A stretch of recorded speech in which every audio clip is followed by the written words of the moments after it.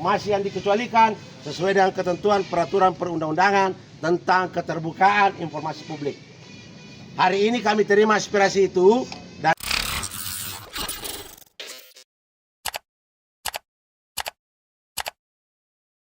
standar nilai, semua punya standar nilai terkait 3 komponen penilaian itu, kemudian menjadi akumulasi.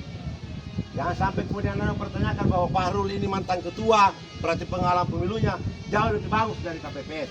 Tetapi ingat, masih ada nilai lain terkait persoalan integritas, terkait persoalan kinerja, terkait persoalan loyalitas, dan itu adalah bagian penilaian kami karena kami yang tahu, karena kami yang pernah menggunakan beliau, kami yang pernah pakai beliau dalam satu periode ketika menjadi ketua PPK. Dan itu yang perlu saya sampaikan. Sekali lagi terima kasih atas kedatangannya. Dan jika rekaman perhatikan, maka pertimbangan 30% tetap juga menjadi pertimbangan kami. Tapi yang lebih kami utamakan adalah kompetensi dan kemampuan mereka.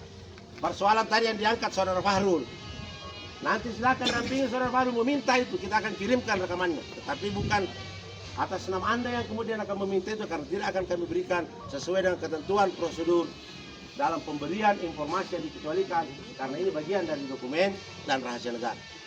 Saya kira itu yang bisa saya sampaikan kepada saudara-saudara. Tidak adanya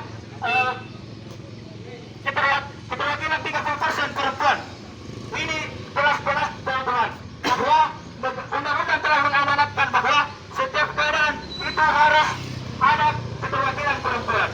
Harus 30. Semestinya 30% keterwakilan perempuan. Makanya kita datang ke sini karena kita melihat bahwa keterwakilan perempuan di proses perekrutan PPK di Kabupaten Sinjai hanya 17% kawan-kawan. Artinya ketika hal ini kita biarkan, maka sampai kapan keadaan kabupaten kita, kota kita akan seperti ini? Tentunya kita ingin Sinjai ini akan lebih baik.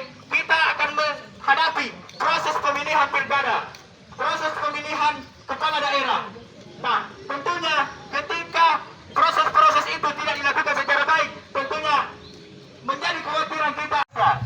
Jadi teman-teman, kita datang ke sini untuk meminta kepada KPU agar transparansi, agar proses pemilihan atau proses perekrutan daripada PPK itu dilakukan secara transparansi dan akuntabel.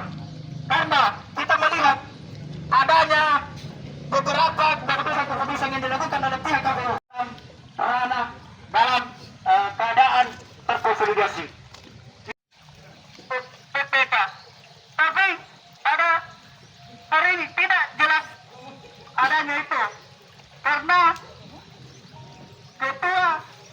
mantan ketua PPK yang ada di Pulau 9 yang memiliki CAT tertinggi pada tes PPK tidak memiliki wawasan, memiliki rekam jejak, rekam kerja yang bagus, tapi maupun 10 besar dia tidak masuk. Mungkin untuk mengatur ritme pergerakan saya akan ke orasi selanjutnya. Atas selanjutnya. Wawancara kepada KPU Sinjai. Karena apa? Dengan hasil penilaian tes wawancara itu kita dapat melihat bahwa memang orang-orang yang diwawancara itu sesuai dengan kapasitas mereka. Orang-orang yang diluluskan itu sesuai dengan kapasitas mereka. Tidak hanya semerta-merta menggunakan hal-hal yang tidak sesuai dengan prinsip-prinsip demokrasi. Apalagi prinsip-prinsip yang dibangun oleh KPU itu sendiri, kawan-kawan. Bukan begitu, kawan-kawan? Hidup mahasiswa, hidup masyarakat Indonesia, hidup masyarakat Sinjai. Untuk menjaga ritme gerakan, saya kembalikan ke orator selanjutnya.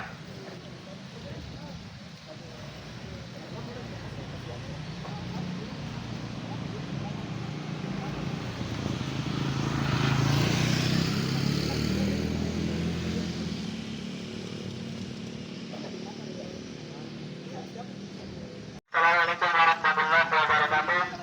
Hidup mahasiswa, hidup masyarakat Sinjai.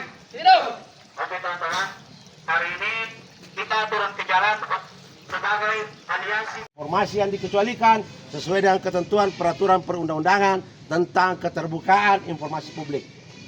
Hari ini kami terima aspirasi itu dan kami terbuka dengan lebar. Kalaupun kemudian kami sudah membuka informasi itu terkait hasil siakba, memang Anda tidak akan bisa melihat, karena yang bisa melihat dan mengakses akun itu adalah masing-masing email pribadi sebagai peserta. Tetapi kalau Anda ingin terbuka, silakan berkoordinasi dengan semua calon peserta kemarin yang merasa dirugikan, silakan dampingi mereka bersurat ke kami. Tetapi secara kelembagaan, maka yang berhak untuk meminta informasi itu adalah mereka yang punya kaitan dengan informasi yang akan kami berikan. Sekalipun ketentuan melalui peraturan perundang-undangan nomor 4 tahun 2014 tentang PPID itu 14 hari, kita yakin dan percaya tidak perlu 14 hari.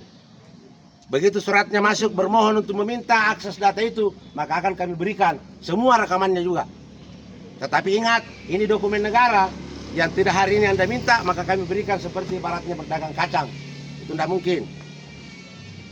KPU RI sendiri pun ketika meminta data itu, maka itu harus melalui mekanisme yang ada. Karena aturan mengatur seperti itu dan bukan serta-merta informasi itu kami sebarkan. Download Tribun X sekarang, menghadirkan lokal menjadi Indonesia.